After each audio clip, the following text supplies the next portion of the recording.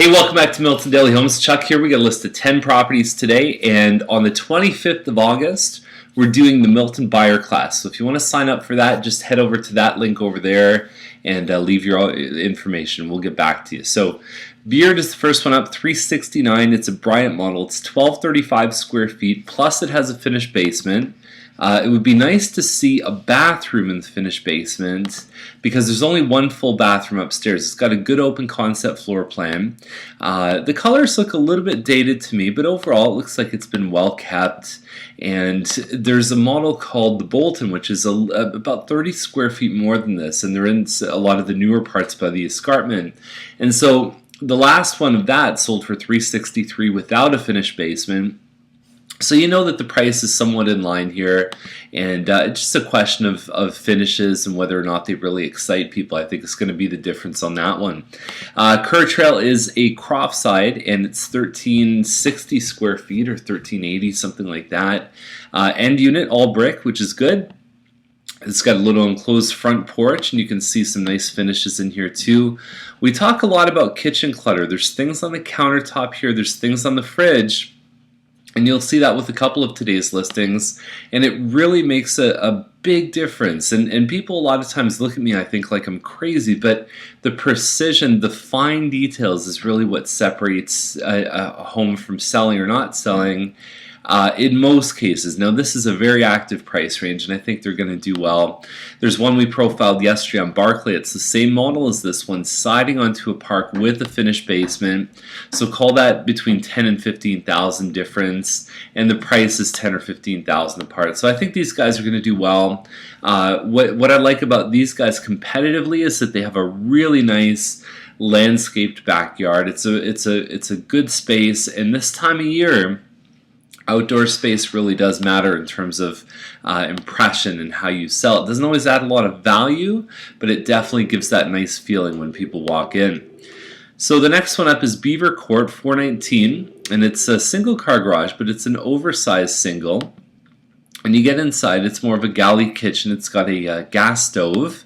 I don't know if it has a real wow impression, but it has a good floor plan here. You've got a nice big living dining room, nice peak ceiling, and lots of living area here. So even a covered area in the back with a hot tub is certainly nice.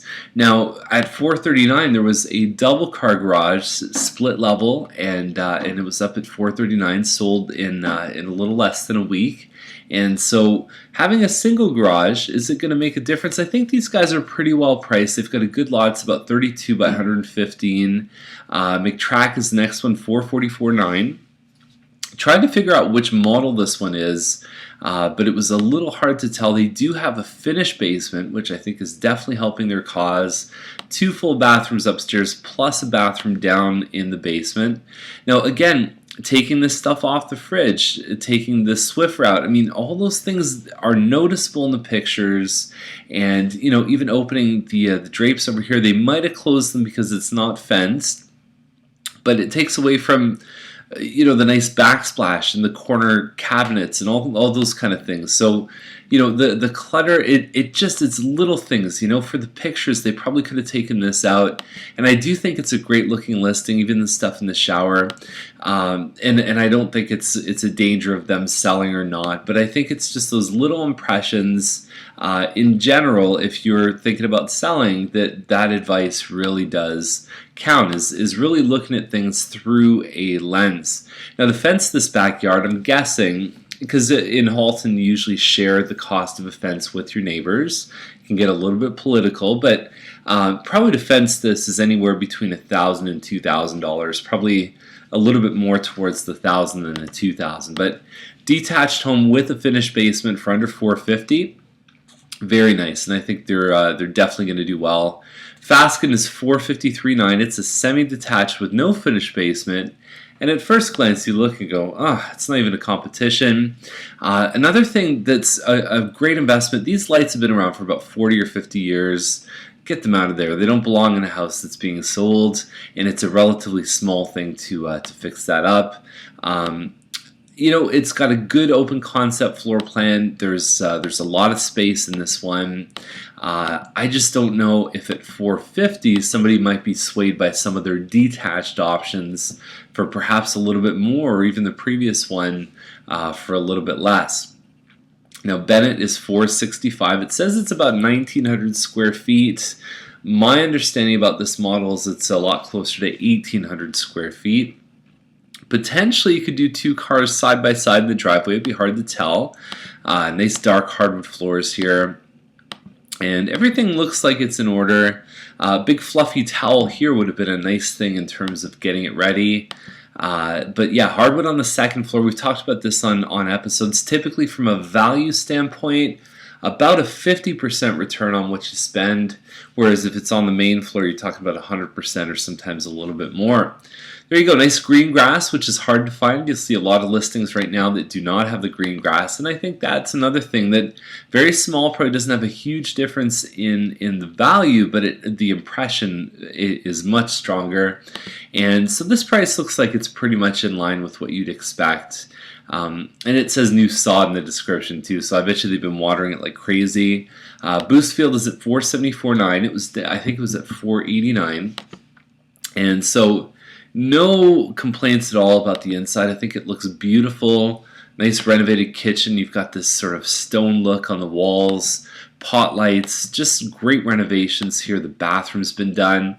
What you'll notice is there's some baseboards, and I think that's what's holding it back, because in Dorset Park, to have all this stuff, a pool, a double garage, detached, nice pie-shaped lot, it's all working really well together, really well. It's just somebody who's willing to live with that baseboard. But even if you converted this, if there's a way to do it, and you stayed under $500,000, I think you're in great shape. There's a ton of value in this home. And Farmstead, next one, 47. It's a plan. I don't remember which plan it is. It's 1,835 square feet. And you've got your dark hardwood floors. There's also a front room, which can be a handy little office, plus the dining and family. It's actually one of the better floor plans. I think it's got a really nice floor plan for a lot of people. 47 to me, based on what the other ones have sold for, I'd expect this one to be a lot closer in the 470s. I don't know if they have a shot at 47 there at selling close to asking. Now Bennett Boulevard is $529. And I don't remember which model this one is. Normally Bennett is Mattamy Homes, but right at the southern part, there's a couple sundials. So this is a sundial home. Come in the front entrance, you go down the hallway, and there's one big open room. The same model's for sale on Deacon, actually, and so very light colors in here, although the floor is a little darker. You've got some nice crown moldings here. The light fixtures have been replaced. And everything's just, it might be a little bit too sort of dollhousey for some people, but it looks like it's been well taken care of, and there's also a finished basement. So matches up well feature-wise to the one on Deacon, but it's a lot cheaper than that one. And there was another one on Deacon that sold probably 3 months ago, maybe a little bit more, in the 520s, and it looked pretty good. And so these guys, I think, have priced it where it needs to be. Third line is the last one. It's at 1.475, and so it's on about an acre, and it's just a little bit north of Milton, north of 5 Side Road, and so triple car garage, 4,000 square feet plus 1,000 square feet in the basement. And my first impression of this one is that it has some lovely upgrades, some lovely features. It looks a little sparse to me. Like, I don't know if it maybe just needs some carpets to warm it up or something like that. But it just looks like big open space, like big for the sake of being big.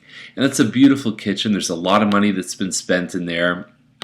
California shutters, all the rest of it.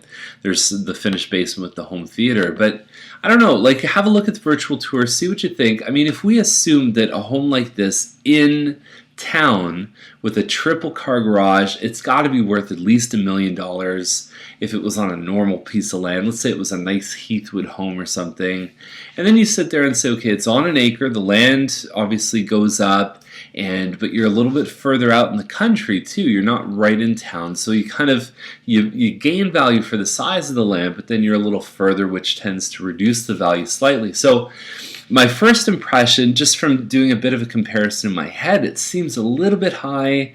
But again, move-in ready can sometimes make a big difference. And if someone's writing a check for $1 million, it can oftentimes come down to very small things in the home that really excite them. And obviously, For most people, the difference between 300 and 400,000 is a big jump, but from 1.3 to 1.4, when you're playing in that category, it's not always as huge a deal, as strange as that sounds. So anyways, the other thing about this range, as you get up into the $1 million range, if you remember the July 9th rule changes that happened, so CMHC is not financing anything over $1 million, so you have to have more than 20% down. So that does affect the $1 million range, absolutely. And what some lenders have started to do is they're starting to tighten up. So as you get into the $1 million, between $1 million and $2 million, there's a lot of things. Some lenders are capping the total amount that they're lending out, and some lenders are requiring higher and higher down payments as you move past $1 million. So that whole price range has some interesting financing rules and regulations that have started to change, so it can be more challenging to actually get a mortgage as you move from a 1 million to even a 1.5 million. So anyways, that a bit of a long story, but that's where it's at, and it's a beautiful house, and that's it for the day. So sign up for the buyer class, and we'll see you tomorrow with more Milton Daily Homes.